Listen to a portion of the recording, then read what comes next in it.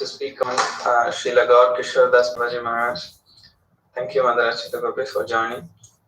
We're very grateful for you taking out the time every Kalashi. So kindly begin. Everybody is eager. So thank you so much again for allowing me to serve through this Sangha with all of you. So wonderful to be able to be here again. So of course, without further ado, Om Agyantimirandasya Gyananjana Shalakaya Chakshur Unmilitam Yena Tasmai Shri Guruve Namaha Shri Chaitanya Manobishtam Stapitam Yena Bhutale Swayam Rupa Kadammayam Dadati Svapadantikam Nama Om Vishnu Padaya Krishna Prishtaya Bhutale Shrimati Bhaktivedanta Swami Nitiname Namaste Saraswati Deve Gauravani Pracharine Nirvishesha Shunyavadi Paschatya Deshacharine Namo Gaura Kishora Shakshad Vairagya Murtaye Vipralamba Rasambode Padambajayate Namaha Jai Shri Krishna Chaitanya Prabhu Nityananda Shri Advaita Gadadhara Shiva Sri Guru Bhaktivinoda Hare Krishna Krishna Krishna Hare Hare Hare Rama Rama Rama Hare Hare Vancha Kalpatarupyascha Kripa Sindhubhye Vacha Patitanam Pavanebhyo Vaishnavebhyo Namo Namaha. So with today being the disappearance of Srila Gaura Kishora Das Babaji Maharaj, I thought, how could we possibly have an Acarya series and not speak about him on this day, which honors him already? So we kind of find ourselves really fortunate, and I count myself extremely fortunate just to be able to be here with all of you and to be able to share some of these pastimes and realizations. This wonderful pranati, this pranam mantra, I offer my respectful obeisances unto Gaura Kishora Das Babaji Maharaj, who is renunciation personified. He is always merged in a feeling of separation and intense love of Krishna. That's what we'll be speaking about today, his interesting, peculiar, and lively renunciation, and what that means for all of us. Because we hear of renunciation being such, it's one of the 6 opulences that Sri Krishna himself has, that then we have in some minute quantity. But renunciation is something which is so highly spoken of that I wanted to explore just a little bit of the facets of what this renunciation can be like in Krishna consciousness with all of you. So we hear from many biographers, one of which is Srila Bhaktisiddhanta Saraswati Thakur himself, who was the one and only disciple of Srila Gaura Kishora Das Babaji Maharaj. We hear from very many biographers that Gaura Kishora Das Babaji Maharaj appeared in the early 1830s in a village within what is currently known as Bangladesh. He was the son of a merchant. His name was Vamsidas, and he was not always a renunciate. He married early. I was wondering, I thought it said he married in his early 20s, but I'm not sure. But he married quite early. And he lived with his wife for over 20 years. That's where the 20 came in. So he lived with his wife for over 20 years. And then she passed away. And when she passed away, at that point, Vamsidas gives up his business, gives up his livelihood, and he goes to Vrindavan. And so I think it's so interesting to note the call that is there to take up spiritual life. Sometimes, and I know especially as a kirtaniya, we can feel that internal call that, must I work a day job? I want to do kirtan and I want to give the holy names because when we are engaged in these services, the reciprocation feels so incredibly amazing. Because, of course, when we are performing devotional service, we happen to be in direct reciprocation with Sri Krishna himself. So as we perform this devotional service, the reciprocation that we get is so overwhelming and so incredible, filled with all of the opulence that Sri Krishna is known for, that we often find that pull that I could just do this forever. And of course, that is the goal. But then sometimes we also see that there's external life that needs to be taken care of. So after his wife passes away, he goes to Vrindavan. And it's at that point where he tries to find other self-realized souls. He's looking for that spiritual community and the spiritual companions who are going to ignite him and his spiritual intentions along the path of bhakti. He finally approaches Srila Bhagavat Das Babaji, one of the foremost disciples of Srila Jagannath Das Babaji Maharaj, also one of our Acarya ancestors. And he was the leading Krishna conscious teacher of that time. And finally, he accepts Babaji initiation. And this Babaji initiation is one that demands commitment and high standards of renunciation and austerity. So Gaura Kishora Das Babaji Maharaj becomes widely known for his renunciation. And not just widely known for his renunciation, but his adherence to his renunciation. He would often stay in a latrine, in an outhouse. And he didn't want to be bothered. So he figured if he stayed in the latrine, then no one would want to come near him. And sometimes he would stay in a latrine, sometimes in a latrine in the crematorium. So he would stay in such odd places in the hopes of getting away from everyone else. Kind of reminds me of how sometimes people just take social media breaks, wanting to get away from everyone and anything else that might pose a distraction to their bhajan, to their sadhana toward the divine couple. He was often explained to go through fits of divine ecstasy, divine madness, where for hours and hours on end, he would chant the names of Radha Krishna. He would chant, Hey Radhe, he would chant, Ha Radha, Ha Krishna, where is Radha, where is Krishna? So much so that those around would hear him yelling at the top of his lungs in this ecstasy. And they would become fearful for him. And then sometimes they would come around and chant other names of the Lord just to bring him back to external consciousness. So he would think that if he stayed in an outhouse, if he stayed in the bathroom, which is like the crudest form of the bathroom at that time, if he stayed there, then he would be away from all of the snares that might try to entangle him in that material life again. And my Guru Maharaj gives a very graphic example taken from Srila Bhaktisiddhanta Saraswati Thakur, that this pratishta, this fame and prestige, can often be compared to the dung of a boar. So boar dung. And so hankering for that fame and prestige, he says, is like taking that boar dung and smearing it all over your body.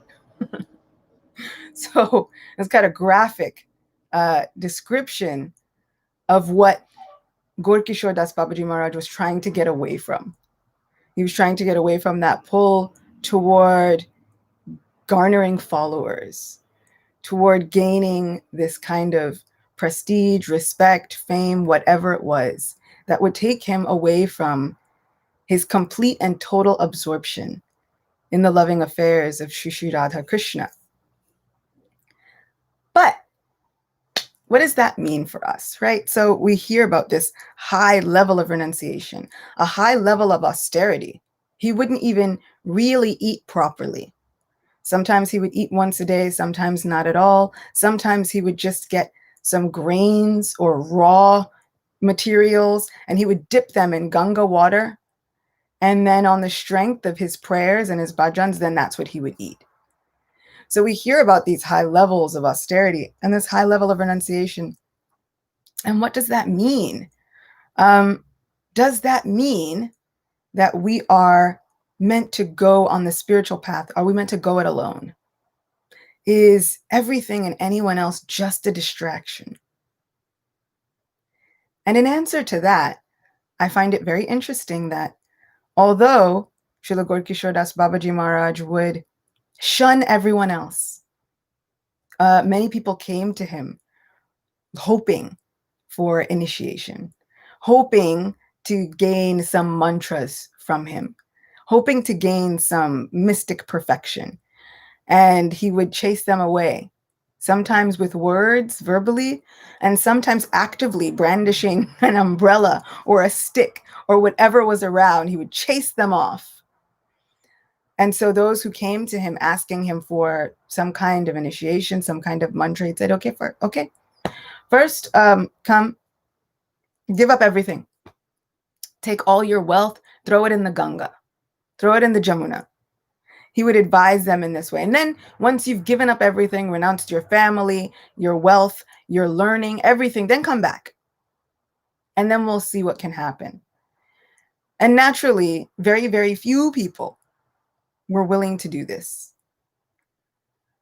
But we hear that he had one very, very senior confidant, a person that he considered to be his very own guru, a person that he, even though he would chase away everyone else, he would spend time worshiping with this one person. This one person would become like his own spiritual companion. He would reveal his mind and his heart to this one person. And this one person was Srila Bhaktivinoda Thakur. He considered him to be like his own guru, which is so interesting. Here we have a person who is dedicated to the principles of renunciation, and who has he taken as his spiritual teacher and his spiritual guide and mentor is the householder, Srila Bhaktivinoda Thakur. So there's such a lesson here about what we can take from the opposing sides of life, what we can learn from one another as Vaishnavas, what we can learn from one another and how we can associate with one another in a spirit of devotion. So someone might not be on the same path that we are. Someone might be a brahmachari. We might be a householder. But does it mean that never the two shall meet and they are on opposing sides and they will never see eye to eye? Here we have the highest example of cooperation in Krishna consciousness.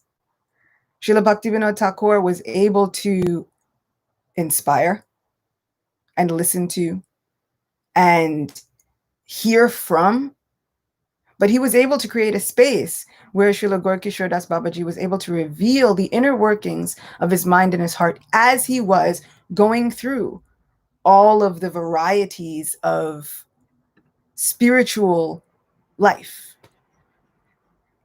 And I find that absolutely amazing. There was no one that he wanted to associate with more than Srila Bhaktivinoda Thakur. And so one day he came to a place where they would worship together. And Srila Gaura Kishora Das Babaji Maharaj was in a new attire. He had begged a clean dhoti from someone. Usually he would wear just kopins, sometimes one lungi, just sparse clothing that was casted off from the bodies that would wrap at the cremation grounds. They would use those to wrap bodies, and if they were casted off, he would wash that cloth and then wear that. That's how renounced and austere he was. So he came now dressed in a new dhoti, fresh, with a stick in hand, looking very much different. And Bhaktivinoda Thakur asks him, he says, what is this? What is this new attire? And Srila Gaura Kishora Das Babaji Maharaj says, I see so many Babajis, so many people who have taken up this title of renunciate, this title of one who has given their lives to complete surrender upon Shri Radha Krishna. And yet, they're doing so many different things for money, for fame, for so many different purposes. They swear their allegiance to different camps just based on who will give them money or who will feed them. Their bhajan now is lacking any kind of weight. And so he says, better that I give up this title of Bhajananandi. Better I give up this title of Babaji. And better that I now dress like a grihasta. And so he became so frustrated with the duplicity that he saw that he said, people don't even want to hear the word Vaishnav anymore because it's been taken so lightly, because it hasn't been taken seriously, because there's such duplicity at heart. And so he came to Bhaktivinoda Thakur feeling so aggrieved, looking at how people were not taking seriously the path of a Vaishnav. And Bhaktivinoda Thakur also felt that sadness in his heart.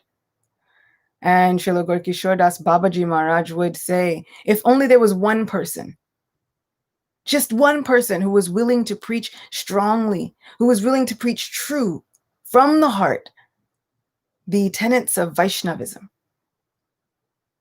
And while he refused to take any other disciples on the advice and on the plea of Bhaktivinoda Thakur, who was like his own spiritual master, such a dear companion and friend on the spiritual path, he took one disciple. And that would be Bhaktivinoda Thakur's son, who would later become Srila Bhaktisiddhanta Saraswati Thakur. And Srila Bhaktisiddhanta Saraswati Thakur took his renunciation quite seriously. And he really exemplified the mood of his Gurudev. So much so that upon the disappearance of Srila Gaura Kishora Das Babaji, there were so many factions and so many people who came forth saying, oh, well, I knew Babaji. Let us make his samadhi in our temple. And then somebody else would say, oh, but we served Babaji one time. Let us make his samadhi at our temple. Thinking that if they were to make the samadhi of such a great personality at their temple, in their place, within their sect, that this would establish them as foremost among Vaishnavas, foremost among spiritualists of the time. However, Srila Bhaktisiddhanta Saraswati Thakur strongly defeated them all. He challenged their level of renunciation. He challenged their genuine practice of bhakti. And he asserted his claim that he was the only disciple of Srila Gaura Kishora Das Babaji. And finally, they all had to accept it. There was nothing else that they could say. They had to, when faced with actually putting forth the level of their renunciation and austerity, they had to accept that Srila Bhaktisiddhanta Saraswati Thakur was foremost, the preeminent devotee among them. And so Srila Bhaktisiddhanta Saraswati Thakur then establishes the samadhi of his own Guru Maharaj.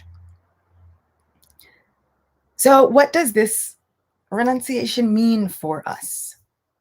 How does this look for us? It is often advised that we imbibe the mood of the Acaryas, even while knowing that it may full well be impossible to imitate their activities. And in this, I find that there is hope. There's hope as well as a very, very good lesson. Because imbibing the mood of that internal surrender to Shri Radha Krishna is something that I can work on. That level of renunciation and austerity, I might never, ever, ever be there. But that's okay. And seeing how Bhaktivinoda Thakur and Srila Gaura Kishora Das Babaji were able to work together gives such hope that there is not just one right path. Because the goal for all of these paths, the goal is total absorption. The goal is being able to fix our minds and our hearts upon Shri Radha Krishna. The goal is to dive in to the pastimes of our Supreme Most Lord so deeply that they are no longer simply lessons, simply words upon a page. These are now wonderful stories and histories that come to life around us and have lasting impact on our lives. This is what Srila Gaura Kishora Das Babaji Maharaj was experiencing. He was experiencing the love of Shri Radha Krishna. He was experiencing their separation when he would cry out for hours and hours on end, "Where is Radha? Where is Krishna?" But Srila Bhaktivinoda Thakur also experienced the same level of ecstasy. And he was so prolific with describing it. And not only was he prolific in describing it, but also understanding the heart of his own spiritual companions. He worked really hard at trying to reestablish the true nature of Vaishnavism. When we spoke about Srila Bhaktivinoda Thakur, we spoke that even he himself felt quite discouraged seeing the way that different Vaishnav sects were behaving.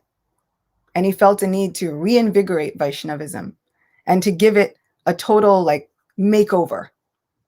And so they were of the same mind that they wanted to reestablish what it meant to be a Vaishnav, what it meant to be one who was seeking the glories and the mercy of Radha and Krishna. And so they worked in tandem. And I find that affirming, hopeful, life-giving for all of us, because there are bits and pieces that we can take and follow. There are bits and pieces that we can imbibe every day within our lives, no matter at what stage we are. And then it also calls into mind, what is that real renunciation? We see that Gaura Kishora Das Babaji, he would eat sometimes and then sometimes not. But what was causing this? Was he simply out for punishing himself and depriving himself? It wasn't about self-deprivation. It was the fact that he was so absorbed in the pastimes of Radha and Krishna, so absorbed in his bhajan, so absorbed in chanting, that he simply didn't notice what was going on externally. So absorbed in the separation of Radha Krishna that he simply did not notice. And so this to me brings out the real view of renunciation, which goes hand in hand with getting our hearts free of that duplicity. No longer is renunciation about, oh, look what I can give up. Look at how great I am because I can go so long without food. I can go so long without sleep. And I am able to sleep on the ground for however long, stay in the forest for however long. It is not about external recognition. This renunciation comes as a byproduct of bhakti, which I find wonderful because Krishna has made bhakti so accessible. Srila Prabhupada has made bhakti so accessible. If we are able to follow with a sincere heart all of these opulences that Sri Krishna has, all of these mystic perfections come as a byproduct of just giving our hearts to the process and processes of devotional service. So fasting can come naturally. We find that if we are in a new relationship, so many people, when they're in that honeymoon phase of a relationship, just new love, when new love sparks, they find that they can go hours without eating because their minds are just fixed on that person. So we've just fasted. And sometimes people don't even realize, because their minds are simply just fixated on the object of their affection. This is what bhakti is for me. Somehow, with a sincere heart, trying to fix my mind on the object of my affection, the Supreme Lord, that the rest all kind of fades away. Bhakti Tirtha Maharaj, towards the end of his life, he gave a lecture in Gitanagari. And he was speaking about Sri Chaitanya Mahaprabhu. And I remember sitting in the lecture, and he was looking around, and he was just about to go into what he called Nirjan Bhajan. This worship, this sadhana, this internal journey. And he was going to stop having so many public appearances. And he was speaking about the goal of Bhakti Yoga. And he was speaking about the goal of Bhakti Yoga in reference to Sri Chaitanya Mahaprabhu. And he spoke about Mahaprabhu's latter years in Gambhira, in Jagannath Puri. And he said that the goal of bhakti eventually is to become so absorbed in the object of our affection, in the Supreme Lord, that it becomes impossible almost to function otherwise. He said sometimes we see that the goal in other religious paths and other spiritual paths, sometimes the goal looks like it's to become composed. And we often hear of that equipoised, equanimity. We hear of that in Bhagavad Gita. And I find it so interesting that Srila Prabhupada often equated Bhagavad Gita with the ABCs. That's our primary study. Then Srimad Bhagavatam is graduate study. And then Sri Chaitanya Charitamrita is postgraduate study. So at our foundation, we hear of these principles of equanimity, being equal in so many situations. But then where do we graduate to from there? The graduation is to become now absorbed. Absorbed in the pastimes, absorbed in what? Absorbed with what? With affection and love on the object of our affections, the Supreme Lord, now no longer far away, now as a friend. No longer with all the awe and reverence, but now, as our Damodarastakam says, imbued with intimacy. No longer at a distance. You are God, I am devotee, and we don't mix. Now we become absorbed in the relationship with our Supreme Person. And then we have the goal, Sri Chaitanya Charitamrita, this postgraduate study. When we graduate from there, what is the goal? And Bhakti Tirtha Maharaj was saying that the goal is to become so deeply absorbed that it becomes impossible to function. These are the examples that we see now of the Acaryas. Sri Chaitanya Mahaprabhu himself becoming so incredibly engrossed that he is unable to function externally. He must get to Vrindavan. Where is Vrindavan? We see examples where Mahaprabhu would run into the wall. The Supreme Lord taken over by a madness, an obsession of divine love. And so this breeds the renunciation. This is what Srila Prabhupada always called that higher taste. And so sometimes we are unable initially to give up everything. And Srila Prabhupada often encouraged, this is okay. If you stay true with that sincerity of heart that was so much valued by Srila Bhaktivinoda Thakur and Srila Gaura Kishora Das Babaji Maharaj, if we stay true with that sincerity of heart, the absorption becomes the ends and the means. That absorption in the holy name, in the chanting, in the remembering, in serving the lotus feet, eventually giving everything in surrender to the Supreme Person. Our bhakti will breed all of these other things. So what does that mean for us right now? What if we are not renounced? What does that mean? Does that mean that our spiritual path is meant to go it alone? In this case, even known for his renunciation, it is in his pranam mantra, preeminent figure of renunciation. And still, he does not go the spiritual path completely alone.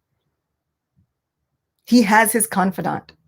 He has Srila Bhaktivinoda Thakur.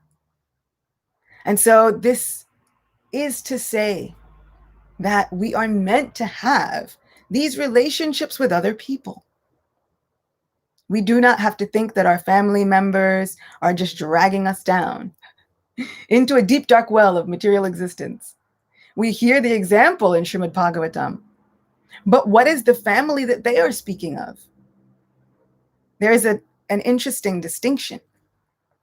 In the first canto, in the prayers of Queen Kunti, she prays to Krishna to cut the bonds of attachment. And she says, cut the bonds of attachment between my family, the Pandavas, and the Vrishnis.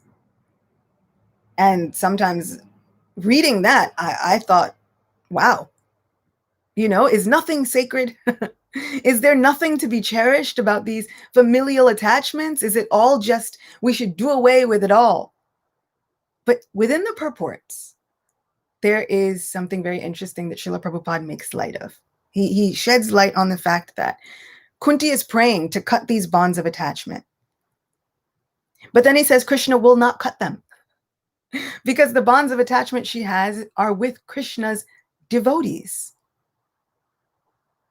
And so even though she's praying to cut the bonds of attachment, Srila Prabhupada makes the point that she's praying to cut the bonds of attachment with the body. These bonds of attachment based just on sense gratification, on what can you give me and what can I get from you and how can I, all of this sense gratification based on the body. But the relationships that we form based on our devotional service, based on our relationships with Krishna, those are not to be given up.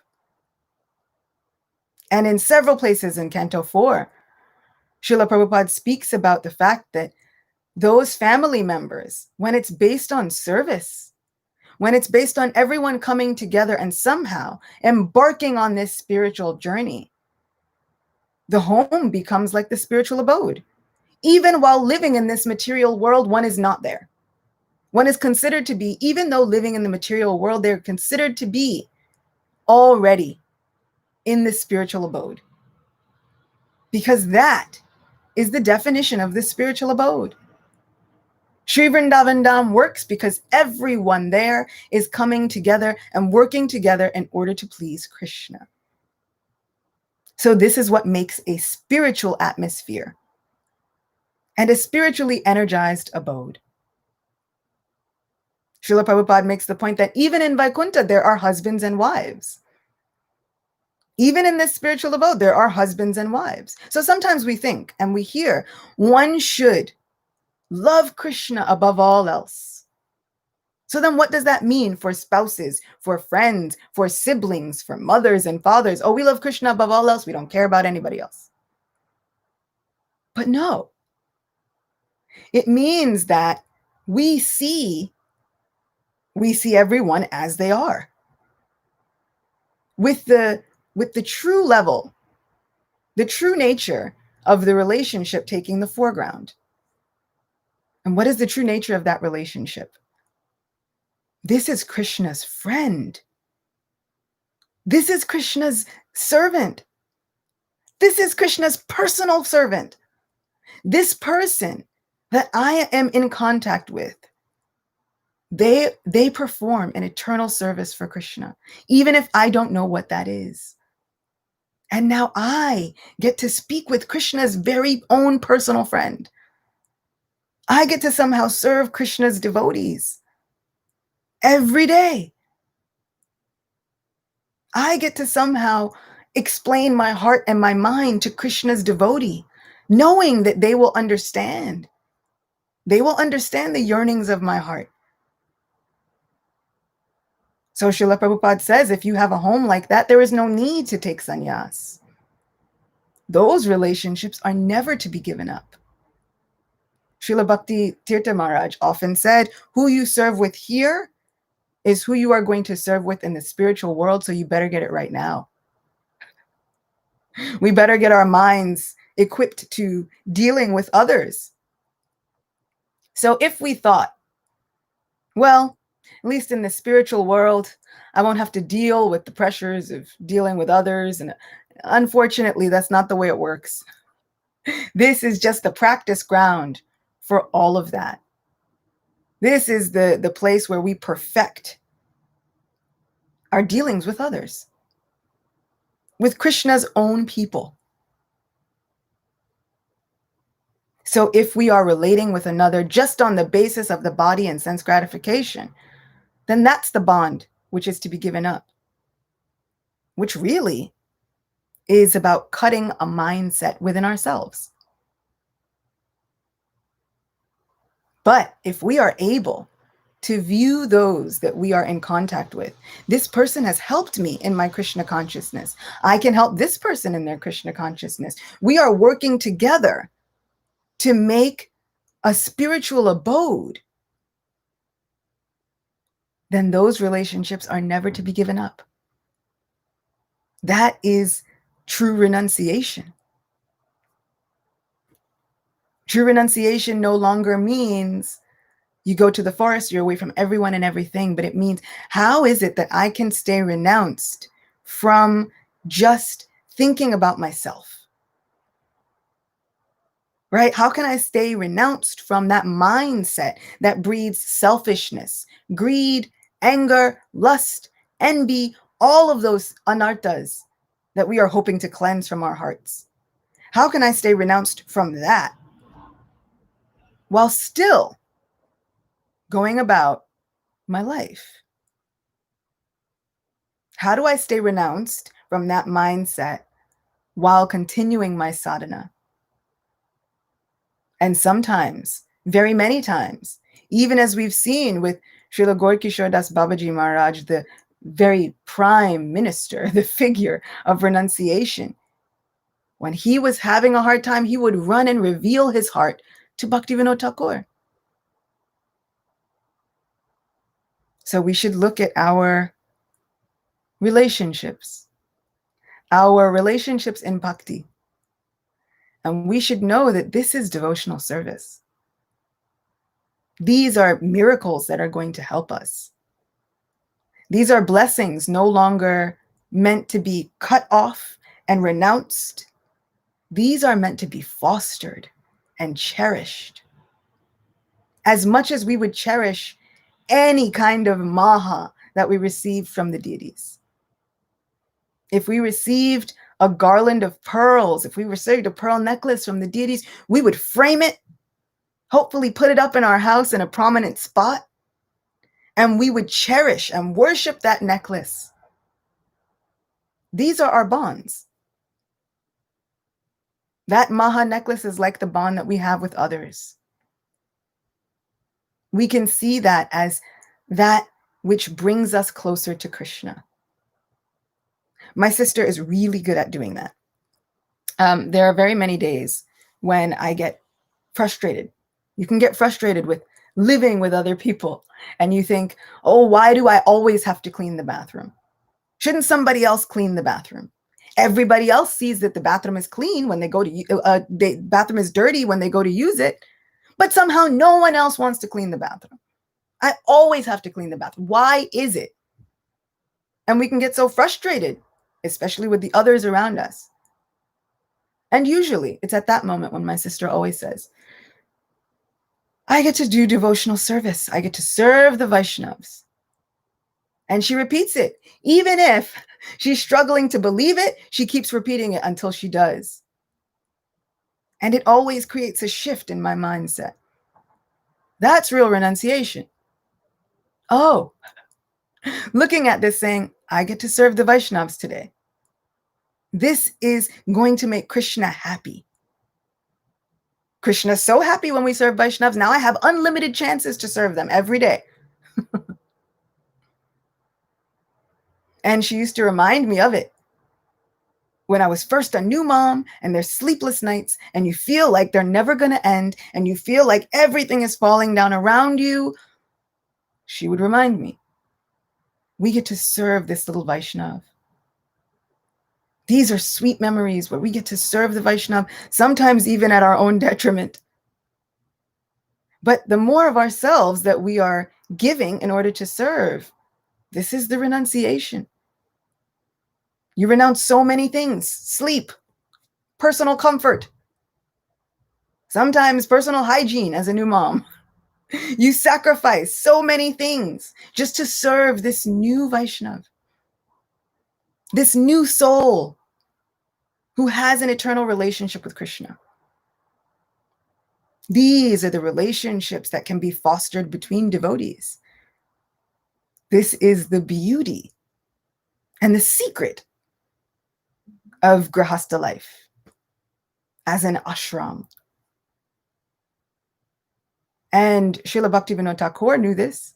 And actually, it was very, very close to the end before he left his wife.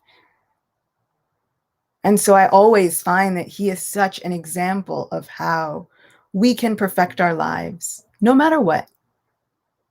It's about the mindset, about coming together, about renouncing our ideas of our personal comfort only, our personal enjoyment only, and about holding up, about putting on a pedestal the relationships that we could be having with other devotees and what we are willing to forego in order to have those relationships, in order to keep those relationships, in order to celebrate those relationships as an act of devotional service.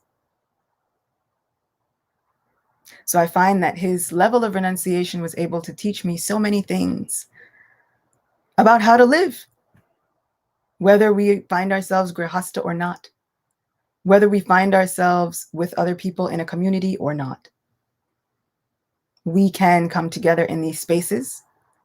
We can come together as devotees, and we can cherish our spiritual companions, because that was something that Srila Gaura Kishora Das Babaji Maharaj really, really cherished.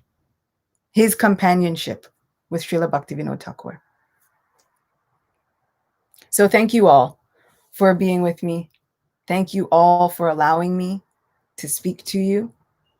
Shri Shri Radha Murlidhara ki jai. Vaishnav Thakur ki jai. Shri Ekadashi Tithi ki jai. Thank you so much. Acyuta Gopi Mataji ki jai. Prabhupada ki jai. Thank you so much, Mataji, for taking out your time and also exploring these various facets of Vaishnava renunciation with interesting angles. Thank you so much. Hare Krishna.